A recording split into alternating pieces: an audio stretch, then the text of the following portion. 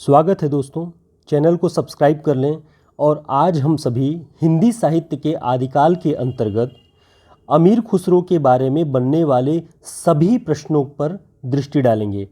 यहाँ हमने अमीर खुसरो के ऊपर बनने वाले सारे प्रश्नों का कलेक्शन किया हुआ है जो आपके लिए बहुत ही उपयोगी हो सकता है। तो शुरुआत करते हैं। खड़ी बोली में सर्वप्रथम रचना करने वाले कवि कौन हैं? ध्यान रखिएगा कि खड़ी बोली में जब भी कभी यह पूछा जाए कि सबसे पहले रचना करने वाले कवि कौन हैं, तो उसका जो सही उत्तर होगा वह होगा अमीर खुसरो। अमीर खुसरो का ही नाम आता है हिंदी साहित्य के इतिहास में खड़ी बोली में पहली बार रचना करने वाले का सबसे पहले। और इसमें हम देखें कि सबसे महत्वपूर्ण उनके बारे में कथन जो उनके बारे में लोगों ने कहा है कि इतिहासकार ईश्वरी प्रसाद ने इन्हें कवियों में राजकुमार कहा है। अलाउद्दीन खिलजी ने इन्हें तोताए हिंद कहा है।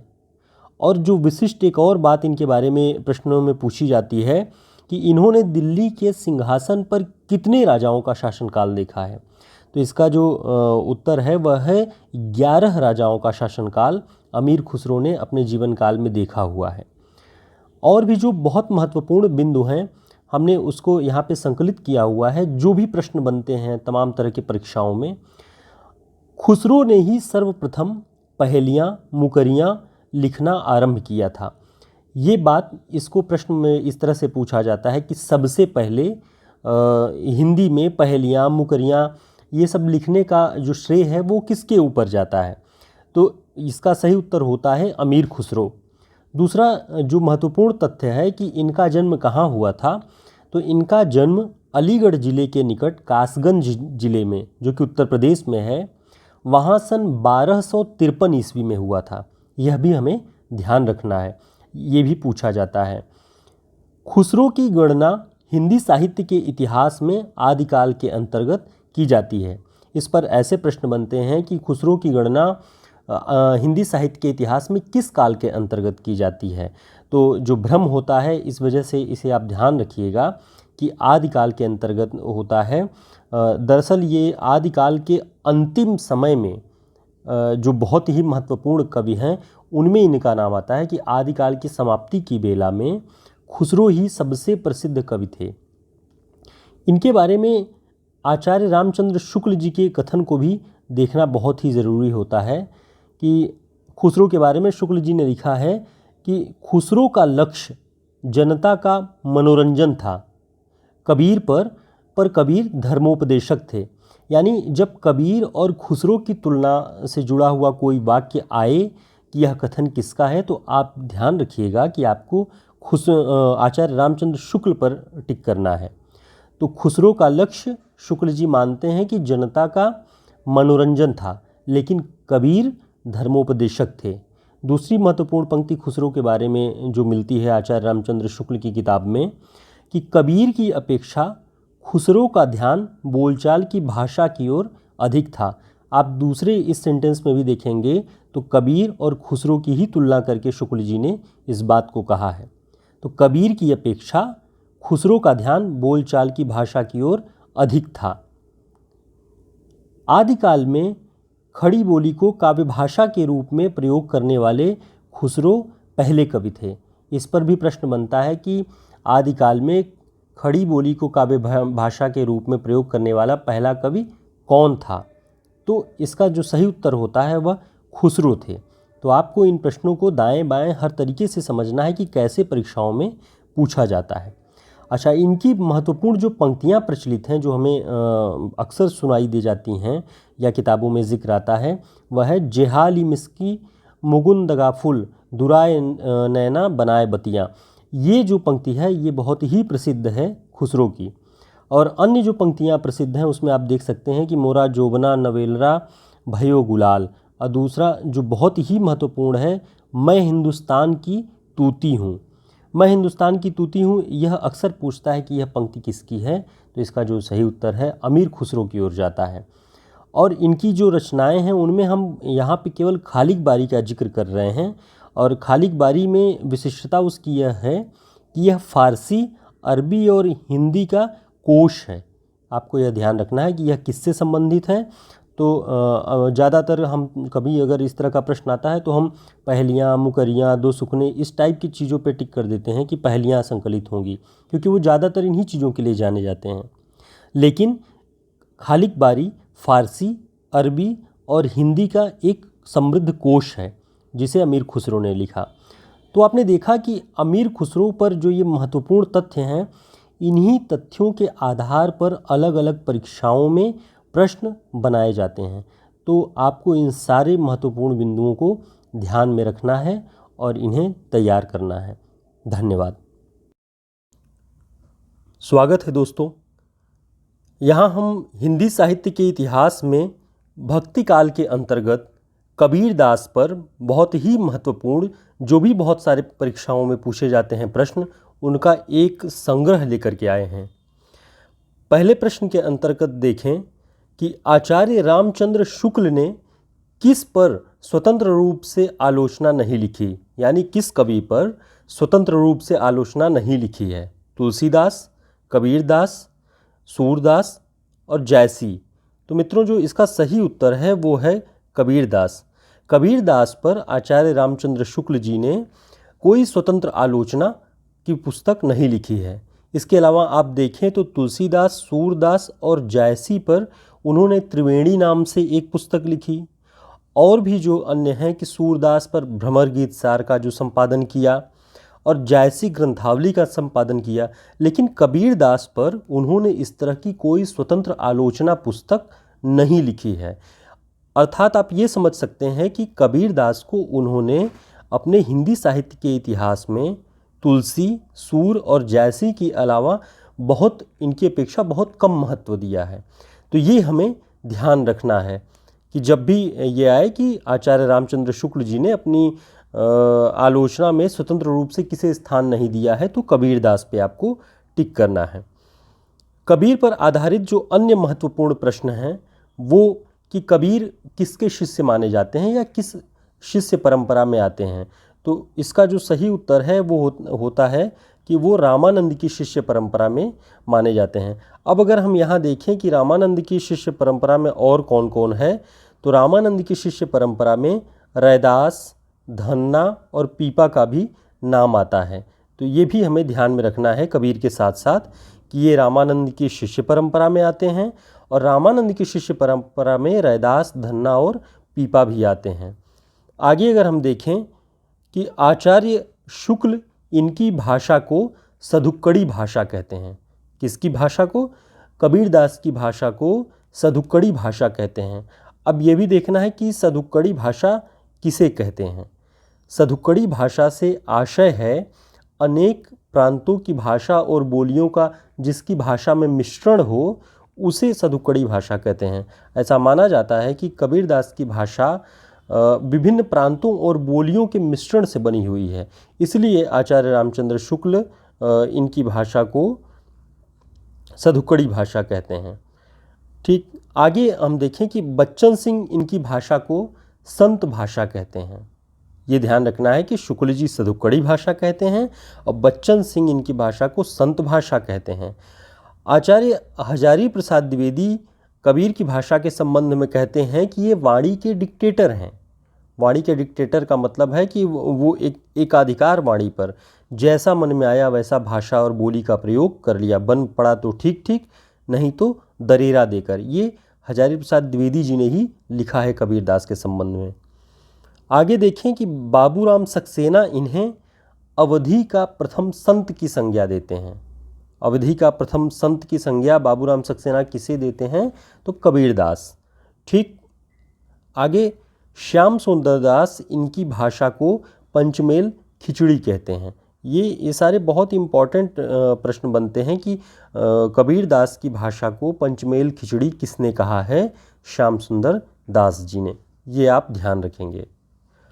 और भी जो बहुत महत्वपूर्ण प्रश्न हैं कि आचार्य रामचंद्र शुक्ल कबीरदास के बारे में क्या कहते हैं, ये भी हमें देखना है। शुक्ल जी लिखते हैं कि भाषा बहुत परिष्कृत और परिमार्जित न होने पर भी कबीर की उक्तियों में कहीं कहीं विलक्षण प्रभाव और चमत्कार है। प्रतिभा उनमें प्रखर थी, इसमें संदेह नहीं। देखिए, वे स्वीकार करते हैं कि कहीं कहीं उनकी उक्तियों में बहुत विलक्षण प्रभाव और चमत्कार है और उनमें बहुत टैलेंट था, बहुत प्रतिभा थी, इसमें उन्हें कोई संदेह नहीं है। ऐसा आचार्य रामचंद्र शुक्ल जी कहते हैं कबीर के बारे में। आगे एक जगह और वे कहते हैं कि कबीर ने जिस प्रकार एक निराकार ईश्वर के लिए भारतीय वेदांत का पल्ला पकड़ा, उसी प्रकार निराकार ईश्वर की भक्ति के लिए सूफियों से प्रेम तत्व लिया और अपना निर्गुण धूमधाम से निकाला। ये भी शुक्ल जी ने कबीरदास के संबंध में कहा है कि उन्होंने भारतीय वेदांत का पल्ला पकड़ा अपने निराकार ईश्वर को व्यक्त करने के लिए, और इधर सूफियों से प्रेम तत्व लिया, यानी वेदांत और सूफियों के प्रेम तत्व का मिश्रण कबीर के निर्गुण में पाया जाता है, ये शुक्ल जी कहते हैं। एक और महत्वपूर्ण पंक्ति है, कबीर और तुलसी भाषा में एक मिशन के तहत लिख रहे थे, ऐसा बच्चन सिंह लिखते हैं। तो जब यह पूछे कि कबीर और तुलसी भाषा में एक मिशन के तहत लिख रहे थे, यह किसने लिखा है या यह किसकी पंक्ति है, तो बच्चन सिंह पे आपको टिक करना है। और जो एक महत्वपूर्ण बात है कि कबीर की वाणी का संग्रह बीजक नाम से प्रसिद्ध है। ठीक, ये ध्यान रखना है कि बीजक नाम से प्रसिद्ध है और इसके 3 भाग हैं। तो ऐसे पूछ लेता है कि कबीर की वाणी का संग्रह किस नाम से प्रसिद्ध है, वो बीजक, और इसके कितने भाग हैं? 3 भाग। कौन कौन से? साखी, सबद, रामायणी। साखी साक्षी, सबद शब्द, रामायणी रामायणी। इन तीनों का ये विकृत रूप प्रचलित है और यही इनके बीजक में 3 भाग में संकलित है। तो हमने देखा कि कबीर पर ये सारे जो बहुत महत्वपूर्ण प्रश्न अलग अलग परीक्षाओं में पूछे गए हैं और उसी का हमने यहाँ पर एक संग्रह आपके लिए प्रस्तुत किया ताकि आपके लिए यह उपयोगी हो सके। तो आगे और भी कुछ हो सकता है कबीर के बारे में, अगर छूट रहा हो कोई महत्वपूर्ण बिंदु तो आप कमेंट बॉक्स में मेंशन कर सकते हैं उसको। धन्यवाद। स्वागत है दोस्तों। आज हम सभी हिंदी साहित्य के इतिहास में बिहारी के ऊपर जो भी प्रश्न तमाम परीक्षाओं में बनते हैं और पूछे जाते हैं, उनका यहाँ पर एक सार संकलन लेकर के मौजूद है। यहाँ उन सभी प्रश्नों पर चर्चाएं होंगी जो विभिन्न परीक्षाओं में बिहारी को लेकर के पूछी जाती हैं। कवि विशेष के क्रम में इसके पहले हमने अमीर खुसरो, सूरदास, कबीरदास, तुलसीदास, इन कवियों पर बनने वाले सारे प्रश्नों की बात की है। आज उसी श्रृंखला में बिहारी के ऊपर कौन से प्रश्न पूछे जाते हैं, उन सारे प्रश्नों को लेकर के हम मौजूद हैं। सबसे पहला ही प्रश्न देखें कि बिहारी रीतिकाल के किस धारा के कवि हैं? रीतिसिद्ध, रीतिबद्ध, रीतिमुक्त और इनमें से कोई नहीं। तो इसका जो सही उत्तर होता है वह रीतिसिद्ध है, यानी बिहारी रीतिकाल के रीतिसिद्ध धारा के कवि हैं। अच्छा, जो मेन पॉइंट यहाँ पे है हमें देखना है कि रीतिकाल को 3 भागों में विभक्त किया गया है। सबसे पहले जब हम ये जान जाएंगे कि रीतिकाल की धाराएं कौन कौन सी थी, कितने भागों में वो बांटी गई थी, तब हम समझ पाएंगे कि बिहारी किस धारा के अंतर्गत हैं। तो रीतिबद्ध, रीतिसिद्ध और रीतिमुक्त, ये तीनों धाराएं रीतिकाल के अंतर्गत मिलती हैं, जिनमें कवियों का वर्गीकरण भी किया गया है। तो सबसे पहले देखें कि रीतिबद्ध धारा क्या है। रीतिबद्ध धारा के अंतर्गत रचना लक्षणों व उदाहरणों से युक्त होती है, यानी जो रीतिबद्ध धारा की रचनाएं होंगी उनमें काव्यशास्त्रीय लक्षण और उदाहरण भरे पड़े होते हैं। लेकिन रीतिसिद्ध क्या होती है? रीतिसिद्ध धारा के अंतर्गत लक्षण व उदाहरण न लिखकर भी उनका पालन किया गया होता है। यानी आप एक तरह से समझ सकते हैं कि रीतिबद्ध धारा में सैद्धांतिकी पर चर्चा होती है, काव्यशास्त्रीय नियमों पर आधारित लक्षण और उदाहरण लिखे जाते हैं। लेकिन रीति सिद्ध के अंतर्गत लक्षण व उदाहरण नहीं लिखे जाते, उनका प्रैक्टिकल रूप, यानी उनको अपने काव्य में उतार लिया जाता है, सीधे सीधे उदाहरण के माध्यम से नहीं समझाया जाता है। और तीसरा है रीति मुक्त धारा। रीतिकाल की जो भी परिपाटी रीतिबद्ध और रीतिसिद्ध वाली है, उन्हें त्याग कर स्वच्छंद रूप से श्रृंगार काव्य की जो रचना होती है वह रीति मुक्त धारा के अंतर्गत होती है। अब हम देखें कि रीतिबद्ध जो धारा थी, रीतिबद्ध धारा के अंतर्गत कौन कौन से कवि आते हैं? तो रीतिबद्ध काव्य धारा के अंतर्गत मतीराम, भिखारी और देव ये लोग आते हैं। और रीति सिद्ध के अंतर्गत बिहारी और रसनिधि इनके नाम का उल्लेख होता है। और रीति मुक्त जो धारा है उसके अंतर्गत आप देखेंगे कि घनानंद, आलम, बोधा, ठाकुर। तो ये हमें ध्यान में रखना है कि 3 भागों में बांटा गया है रीतिकाल को, रीतिबद्ध, रीति सिद्ध और रीति मुक्त। और बिहारी का जो उल्लेख होता है वह रीति सिद्ध के अंतर्गत होता है। ठीक, आगे देखिए कि बिहारी के बारे में और क्या कहा गया है।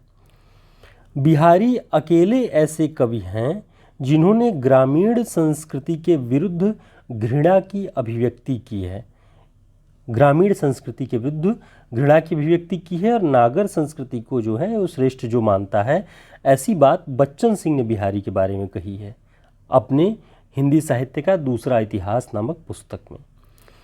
बिहारी की प्रसिद्ध जो पंक्ति है, दृग उर्झत टूटत कुटुम जुरत चतुर चित प्रीति, ये बिहारी ने लिखा हुआ है। आगे देखिए कि बिहारी शाहजहां के समकालीन थे और राजा जय सिंह के राजकवि थे। तो किसके समकालीन थे? शाहजहां के। और किसके राजकवि थे? राजा जय सिंह के। तो ये आपको ध्यान में रखना है। इनका जन्म 1595 ईस्वी में ग्वालियर में हुआ। ग्वालियर मध्य प्रदेश में है। बचपन बुंदेलखंड में तथा युवावस्था ससुराल मथुरा में व्यतीत हुई है। ये हमें ध्यान रखना है कि जन्म ग्वालियर में हुआ।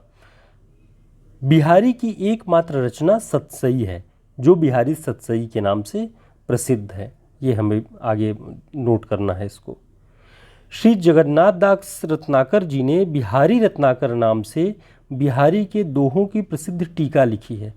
मित्रों, ये ध्यान रखिएगा कि जो बिहारी रत्नाकर जगन्नाथ दास रत्नाकर जी ने लिखा है वह खड़ी बोली हिंदी में सर्वश्रेष्ठ टीका मानी जाती है बिहारी के दोहों की।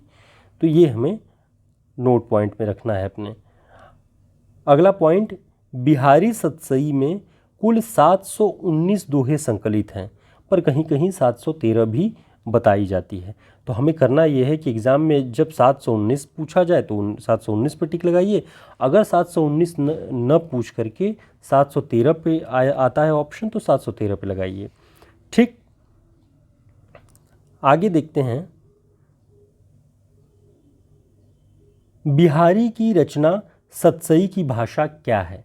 बिहारी ने जो अपनी एकमात्र पुस्तक सतसई नाम से लिखी है उसकी भाषा क्या है? उसकी भाषा ब्रज भाषा है। रीतिकाल का वह कौन सा कवि है जो अपनी एकमात्र कृति से हिंदी में अमर हो गया है?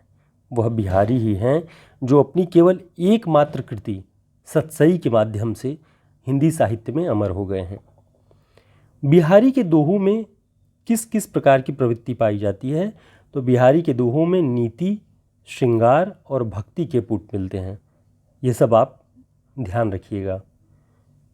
तंत्रिनाद कवित्तरस सरस रागर तिरंग, ये पंक्ति बिहारी दास ने लिखी है। तंत्रिनाद कवित्तरस सरस रागर तिरंग, ये पंक्ति बिहारी जी की है। बिहारी के दोहों की चमत्कारपूर्ण तुलना संस्कृत, उर्दू और फारसी के कवियों से किसने की है? तो जो उसका उत्तर है पद्म सिंह शर्मा ने। पद्म सिंह शर्मा ने बिहारी के दोहों की जो तुलना है वो संस्कृत, उर्दू और फारसी के कवियों से की। ये तुलनात्मक अध्ययन उन्होंने किया बिहारी सतसई तुलनात्मक अध्ययन नामक किताब में। ठीक, बिहारी के दोहों और उसकी भाषा की प्रशंसा में आचार्य रामचंद्र शुक्ल लिखते हैं कि भाषा की समास शक्ति और कल्पना की समाहार शक्ति का सर्वाधिक उपयोग बिहारी ने किया है। क्या लिखते हैं शुक्ल जी? कि भाषा की समास शक्ति और कल्पना की समाहार शक्ति का सर्वाधिक उपयोग बिहारी ने किया है। और अंत में हम देखते हैं कि बिहारी की जो सतसई थी उस पर किन किन लोगों ने किन नामों से टीकाएँ लिखी। टीकाएँ माने अपनी टिप्पणियों के साथ अलग अलग भाषाओं में उनके जो दोहे थे सतसई के, उनका एक तरह से अनुवाद कह लीजिए उसमें किया गया है। लाल चंद्रिका नाम से लल्लू लाल ने इसकी टीका लिखी। अमर चंद्रिका नाम से सूरत मिश्र ने इसकी टीका लिखी। बिहारी बिहार नाम से अंबिका दत्त व्यास ने रोला छंद में इसकी टीका लिखी। संजीवनी भाष्य नाम से पद्म सिंह शर्मा ने इसकी टीका लिखी। फिरंगे सतसई नाम से आनंदीलाल शर्मा ने फारसी में इसकी टीका लिखी।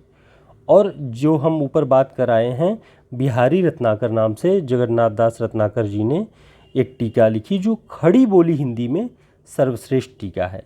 तो मित्रों, इस तरह से आप बिहारी के ऊपर बनने वाले सारे प्रश्नों का कलेक्शन यहाँ देख सकते हैं।